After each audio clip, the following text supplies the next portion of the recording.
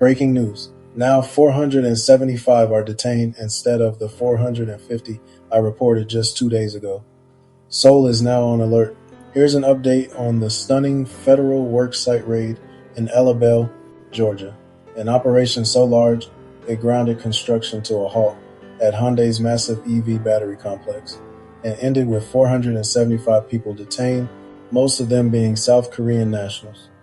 Agents from Homeland Security Investigations and ICE executed a judicial search warrant, swarming the site with buses, K-9 units, and aerial support. Officials say the detention stemmed from alleged unlawful employment and visa violations. As of tonight, no criminal charges tied directly to the raid have been filed and the investigation is ongoing. This isn't just a factory story, it's a diplomatic flashpoint.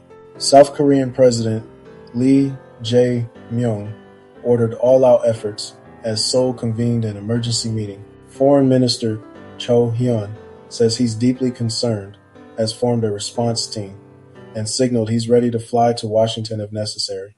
The scale is historic. U.S. outlets call it the largest such worksite action in years, and the biggest to date of President Trump's second term. LG Energy Solution confirms 47 of its employees were detained and says it has suspended most U.S. business travel, urging personnel to return home or remain in place. Hyundai, for its part, says none of those detained are its direct employees and that it's reviewing supplier compliance. On the legal front, immigration attorney Charles Kuck says two of his detained clients arrived under the visa waiver program for short business trips and he believes they were complying, highlighting how complex these worksite cases can be when global supply chains meet U.S. visa rules. All this comes just as the U.S. courts investment from South Korean industry. Analysts warn the optics could strain a key alliance, even as EV megaprojects ramp across the American South. There is a breaking new development just then.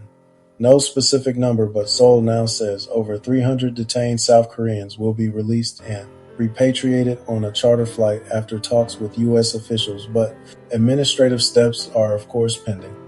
That could cool immediate tensions a tad bit, but questions about compliance, contractors, and oversight still remain. This story is moving fast. I'll bring you the human impact from inside the detention process, the economic fallout for Georgia's flagship EV project, and the diplomatic chess game that is now unfolding between Washington and Seoul. If you want clear, verified updates without the noise, like, subscribe, and click that bell so you don't miss the buzz on the very intriguing turn of events happening in this developing story. My only question to anyone watching: do large-scale raids help or hurt America's push to onshore green manufacturing? Drop your take in the comments. I'll be reading. With that being said, since 25 detainees were added to the 450 that were originally reported, if I get 25 takes in the comments, then I'll give my own personal take on this. Until next time, take care, family.